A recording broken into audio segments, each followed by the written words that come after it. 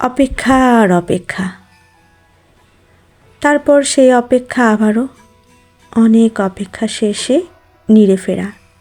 আসলে নীর বলতে বাণিজ্য মেলা। অনেক দিন থেকে ভাবছিলাম বাণিজ্য মেলায় যাব, যেহেতু পুরো মাস ব্যাপী বাণিজ্য মেলা চলে। তো যাক, অনেক কষ্ট সাধ্য যুদ্ধ করে শেষে গেটে পৌঁছে গেলাম।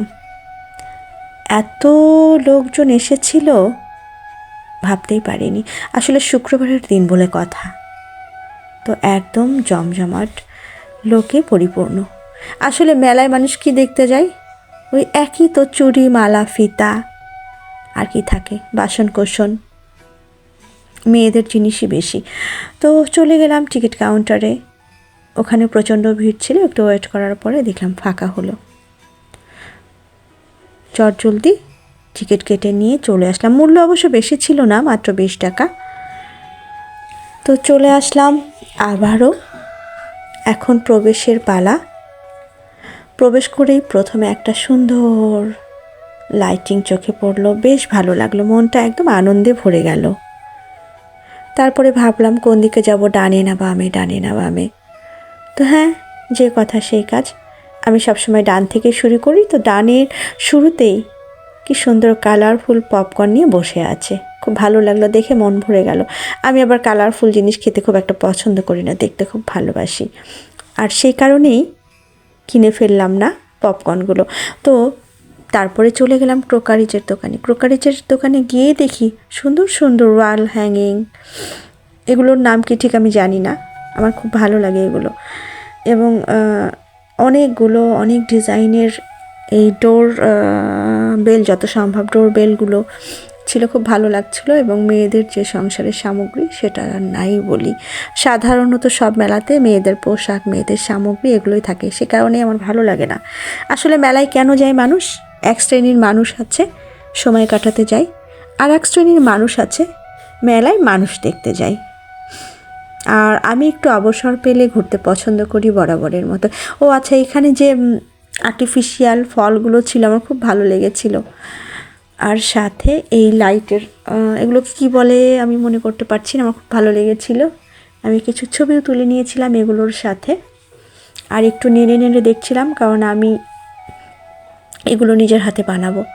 তো এখানে আমাদের জুলাইয়ের সেই যারা বীর শহীদরা তাদের আত্মত্যাগ দিয়ে দেশকে জয় করেছিল, তাদের একটা স্টল করা হয়েছে। আর এখানে রাজশাহীর বিখ্যাত কালাই রুটি, তো আপনাদের না দেখিয়ে কি আমি থামতে পারি? তো এখানে প্রায় 5 মিনিটের মতো ওয়েট করলাম, ভিডিও করলাম, ভালো লেগেছে। যেহেতু আমার বাসা রাজশাহীতে, সো আমি জানি কেমন করে কালাই রুটি বানাতে হয়, আমি নিজেও বানাই। তো এখানে অনেকক্ষণ পরে দেখার পরে দেখলাম যে এখানে প্রচণ্ড সিরিয়াল, ভিড় জমে আছে, অনেক ভিড়, মানুষ খুব সানন্দে কালাই রুটি খাবার জন্য দাঁড়িয়ে আছে। সঙ্গে ছিল হাঁসের গোস্ত, বিভিন্ন রকমের ভর্তা, ঝাল, বেশ ভালোই লাগছিল। সবচেয়ে বেশি মজা লাগে শীতের দিনে চুলার পাশে দাঁড়িয়ে কালাই রুটির যে ঘ্রাণ যখন ভাজে, সেই ভাজার ঘ্রাণটা অসাধারণ। জানি না কাদের এমন ভালো লাগে বা কে দাঁড়িয়ে এরকম ঘ্রাণ নিয়েছেন। যেহেতু আমি রাজশাহীর মানুষ, তো আমার খুব ভালো লাগে কালাই রুটি ভাজার এই ঘ্রাণটা।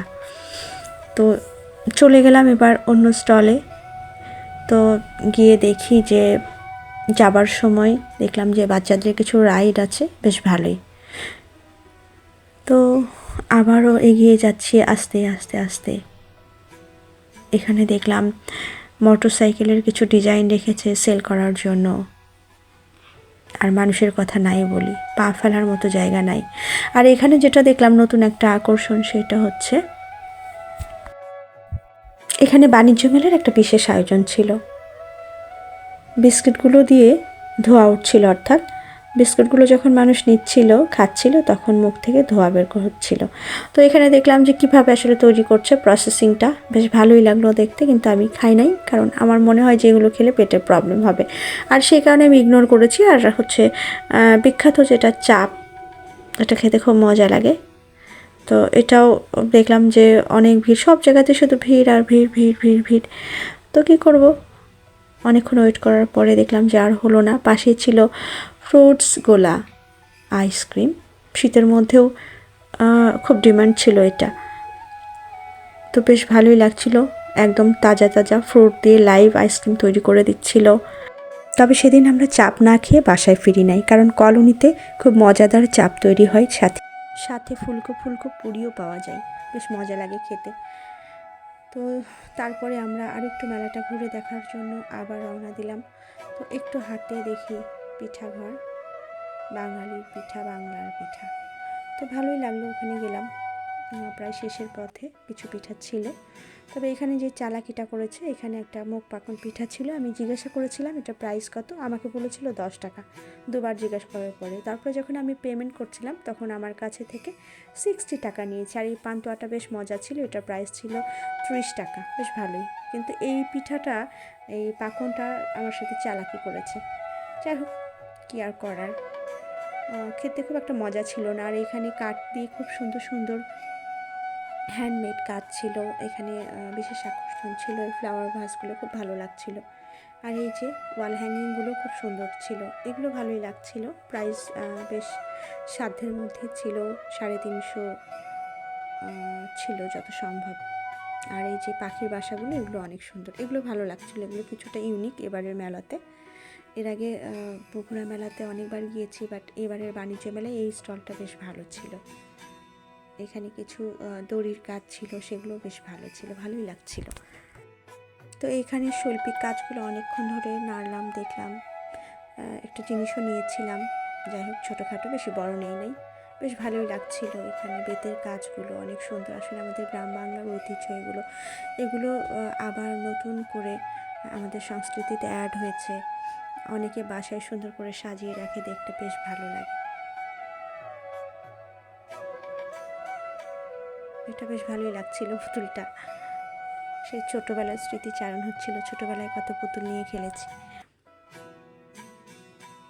এগুলো বেশ ভালোই লাগছিল। এগুলোর দাম ছিল প্রায় 350 টাকা। এগুলো একটু বেশ মূল্যটা বেশি মনে হয়েছে আমার কাছে।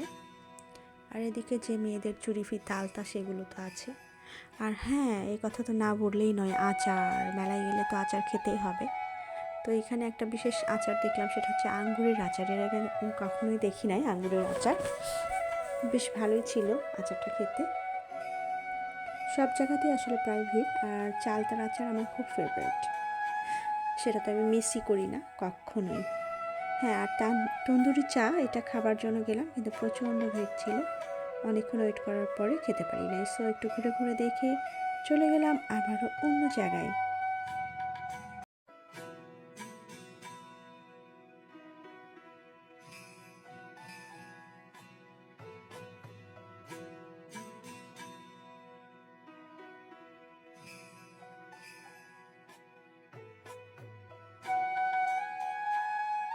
তারপরে এখানে কিছু আলোকচিত্র প্রদর্শনী এবং যারা শহীদ হয়েছে, আমাদের সোনার ছেলেরা, যারা জুলাইয়ে তাদের জীবনের বিনিময়ে আবার নতুন করে দেশকে স্বাধীন করেছে। তো যাক, এখানে সেই নৌকা, দোল দোল দুলনি, এটা দেখলে আমার স্ট্রোক হয়ে যায়। একবার চড়েছিলাম, একেবারে আমি আতঙ্কিত হয়ে গিয়েছি। তো মোটামুটি সবই দেখলাম। এখানে একটা পোশাকের স্টল ছিল, আমার একদমই ভালো লাগে না। যাই হোক, এবার বের হওয়ার পালা। তো ঠেলাঠেলি করে বের হচ্ছি, কী আর করা যাবে। আমি চুপচাপ বের হলেও পেছন থেকে ঠেলা দিচ্ছে, কী আর করার। প্রচণ্ড ভিড় ছিল, এই কারণে এই অবস্থা। আগে জানলে হয়তো যেতাম না। শুক্রবারের দিনে আসলে প্রচণ্ড ভিড় থাকে। তো বাহিরের অবস্থা এরকম। তো বাহিরে বের হয়েই দেখি হাতের ডান সাইডে একটা খাবার স্টল। তো এখানে গিয়ে পুরোই আমি বিস্মিত। এখানকার খাবারগুলো আমার খুব ভালো লেগেছে। আপনারাও চাইলে যাইতে পারেন যারা বগুড়ায় থাকেন। এখানে ছিল যেমন কটকটি, জিলাপি, নারকেলের চিড়া। নারকেলের চিড়াটা বেশ ভালো ছিল, মোনাক্কা। আর পাশেই যেটা ছিল সেটা হচ্ছে রূপচাঁদা ফিশ ফ্রাই এবং ফাস্টফুডের কিছু আইটেম ছিল। তো রূপচাঁদা না, তেলাপিয়া, ভুল বলেছি। তো ভালোই লাগলো। তেলাপিয়াটা অতটা মজা ছিল না। তো একটা নেওয়া হলো তেলাপিয়া, দেখলাম দাঁড়াই, ভালোই লেগেছে। খুব বড় ছিল না, ভালোই ছিল।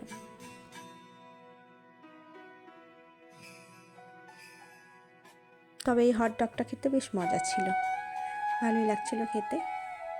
তো আজকে মেলার এই পর্যন্ত। আমরা চলে গেলাম কলোনিতে চাপ আর পুরি খেতে। তো আজকের মতো সবাই ভালো থাকবেন। ইনশাআল্লাহ মাঝে মধ্যে এরকম ব্লগ ভিডিও আপলোড করব, আশা করি আপনাদের ভালো লাগবে।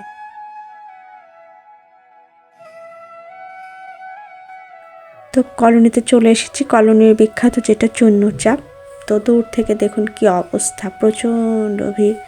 যেহেতু এটা ফ্রাইডে ছিল, ফ্রাইডেতে আসলে সব জায়গাতেই প্রচুর ভিড় থাকে। তারপরেও ভিড় ঠেলে গেলাম ভেতরে।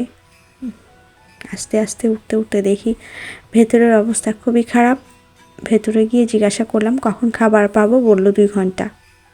কি একটা অবস্থা! তো কী করবো, 2 ঘন্টা ওয়েট করা ছাড়া কোনো উপায় ছিল না। তারপরেও 1.5 ঘন্টার মধ্যে খাবারটা পেয়েছি। তো এর ফাঁকে একটু ভিডিও করে নিই, বাইরে গিয়ে দাঁড়ালাম। ভালোই ছিল।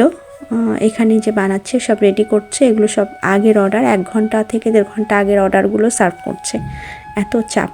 তবে বগুড়ায় আসলে কখনোই মিস করবেন না চুন্নুর চাপ। চুন্নুর চাপ আগে অনেক বেশি মজা ছিল, এখনও মজা আছে, কিন্তু আগের মতো অত মজা না। তাও ভালো লাগে আসলে, যারা চাপ খেতে পছন্দ করেন তাদেরকে যেমনই দেওয়া যায় তারা আসলে তেমনই পছন্দ করবে, এটা আমার মনে হয়। তো ওয়েট করছি আর সবাই খাচ্ছে, তাকায় তাকায় দেখছি, কি করব, কোনো উপায় ছিল না।